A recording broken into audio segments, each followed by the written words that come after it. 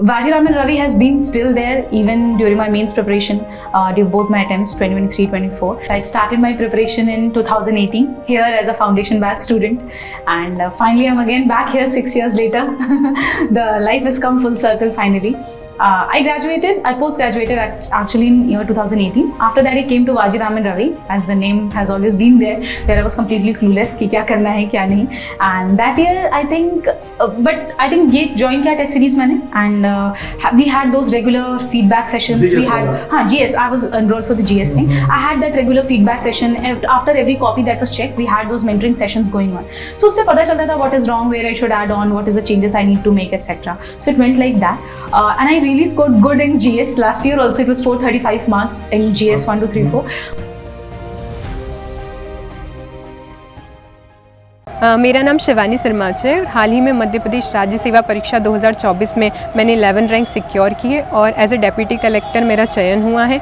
मैं मध्य प्रदेश के हरदा ज़िले के तहसील सिराली की निवासी हूँ। मैंने अपनी प्रारंभिक शिक्षा वहीं से प्राप्त की है और मैंने सेल्फ स्टडी के माध्यम से घर रहकर ही तैयारी की है, और उसके बाद कुछ समय के बाद मैं इंदौर आई और फिर मैंने यहाँ से अपना मेंस तैयार किया, जिसके लिए मैंने टेस्ट सीरीज़ ज्वाइन की एंड इंटरव्यू के लिए प्रिपरेशन की। बाकी मेरा सेल्फ स्टडी था और कुछ मेंटरशिप मैंने ली और सिलेक्टेड लोगों का गाइडेंस लिया। अभी मैं इस वीडियो के माध्यम से आपको अपनी बुक लिस्ट और सोर्सेज बताने जा रही हूँ प्रीलिम्स मेंस के लिए, और इंटरव्यू के लिए न्यूज़पेपर होता है जैसे कि सभी को पता होता है। तो प्रीलिम्स के लिए मेरे ये सोर्सेज थे। यूनिट 1 जिसमें हिस्ट्री है उसके लिए मैंने आकार आईएएस पढ़ा था, और एमपी के लिए मैंने परीक्षा धाम पढ़ा था। ज्योग्राफी के लिए मैंने एटलस, यूट्यूब के कुछ वीडियोस और शुभम सर के नोट्स रेफ़र किए थे। और मध्य प्रदेश की ज्योग्राफी भी परीक्षा धाम से कवर हो जाती है, चाहे हिस्ट्री हो, ज्योग्राफी हो, इकोनॉमी हो, पॉलिटी हो। उसके लिए मेरा सोर्स परीक्षा धाम रहा था।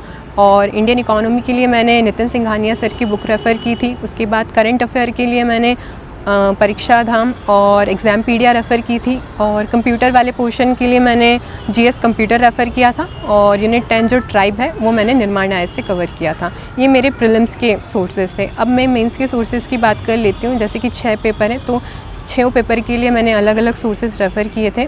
पेपर 1 की बात करें जिसमें हिस्ट्री वाला पोर्शन है, तो मैंने एंशिएंट और मिडाइवल आकार आईएएस से की थी, और मॉडर्न वाला मैंने स्पेक्ट्रम से किया था। उसके बाद डायनेस्टी वाला पोर्शन मैंने निर्माण आईएएस से किया था।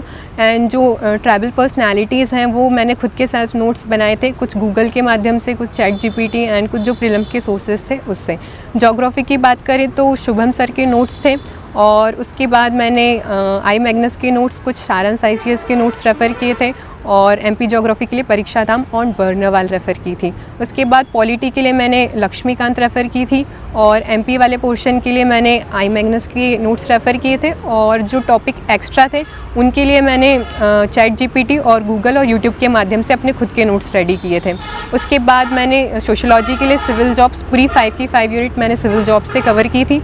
उसके बाद इकोनॉमी, तो इकोनॉमी इंडियन इकोनॉमी और मध्य प्रदेश की इकोनॉमी, इंडियन इकोनॉमी के लिए नितिन सिंघानिया सर की बुक थी, उससे मैंने पढ़ाई की थी। उसके बाद इकोनॉमिक सर्वे और बजट, और उसके बाद जो एडिशनल रिपोर्ट्स होती हैं वो मैंने रेफ़र की थी।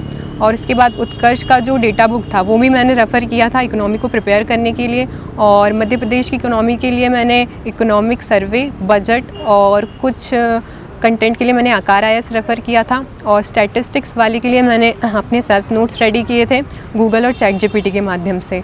और यूनिट 4 के लिए मैंने आकार आईएएस यूज़ किया था। और पेपर 4 के लिए मैं बात करूँ एथिक्स के लिए, तो मैंने दर्पण रेफ़र किया था। कुछ यूट्यूब्स वीडियो देखे थे। उत्कर्ष क्लासेस के वीडियोस काफ़ी अच्छे हैं, वो आप लोग भी देख सकते हैं। और उसके बाद चैट जीपीटी एंड गूगल भी मैंने काफ़ी यूज़ किया था। उसके बाद एंटरप्रेन्योरशिप, तो एंटरप्रेन्योरशिप के लिए मैंने सिविल जॉब्स रेफ़र किया था। एंड यूनिट 5 के लिए भी मैंने सिविल जॉब्स ही रेफ़र किया था। उसके बाद सारांश आईसीएस के नोट्स भी अच्छे हैं, तो वो भी रेफ़र कर सकते हैं हम। और फिर उसके बाद मैंने हिंदी के पेपर के लिए कुसुम लता मैम की बुक रेफ़र की थी। और प्रशासनिक शब्दावली के लिए मैंने स्पेसिफिक गवर्नमेंट के जो पीडीएफ्स होते हैं डॉक्यूमेंट्स वो रेफ़र किया था। उसके बाद पेपर 6, अगर हम अगर 4 पेपर अच्छे से कवर करते हैं तो हमारा पेपर 6 का कंटेंट इजीली रेडी हो जाता है। और उसके लिए स्पेसिफिक यदि मैं बात करूं तो मैंने फॉर्मेट्स रेडी कर लिए थे और कुछ स्पेसिफिक कोट्स रेडी कर ली थी। और बाकी कंटेंट जो था वही वाला कंटेंट मैंने यूज़ किया है। एंड कुछ मेरा ये होता था कि अगर मैं ऐसे लिख रही हूँ तो कुछ कोट्स वगैरह डाल दूँ या फिर कोई स्टोरी मैं उसमें डाल दूँ, एनेक्डोट्स डाल दूँ। तो इस तरीके से मेरा इंट्रोडक्शन और कंक्लूजन होता था। एंड बॉडी में मैंने जो जीएस में कंटेंट प्रिपेयर किया है वही कंटेंट मैं इसमें यूज़ करती थी। इस तरीके से मेरे ये पूरे सोर्सेस हैं 1 to 6 पेपर। एंड इंटरव्यू के लिए हमें न्यूज़पेपर फॉलो करना है और ट्रांसक्रिप्ट्स आती हैं कि पहले क्या क्वेश्चन पूछे गए हैं, तो वो ट्रांसक्रिप्ट को हमको बहुत अच्छे से करना होता है। इससे हमें नेचर पता चल जाता है और उस डायरेक्शन में फिर हमें काम करना होता है और सेल्फ एनालिसिस करना है। उसके बाद अपने व्यू पॉइंट्स डेवलप करने। तो इस तरीके से मैंने अपने इंटरव्यू के लिए भी तैयारी की थी गूगल एंड ChatGPT के माध्यम से। डेली नॉलेज ट्रैक को भी मैं थैंक यू बोलना चाहूँगी और उनके एफर्ट्स को भी अप्रिशिएट करना चाहूँगी कि वो स्टूडेंट्स की काफ़ी हेल्प कर रहे हैं टॉपर्स टॉक ला के और स्ट्रैटेजी ला के, जिससे कि बच्चों को मदद मिले, स्पेशली उन बच्चों को जो बाहर रहकर पढ़ाई नहीं कर सकते हैं और जो कोचिंग अफोर्ड नहीं कर सकते हैं, उनके लिए काफ़ी हेल्पफुल है। तो thank you so much daily knowledge track.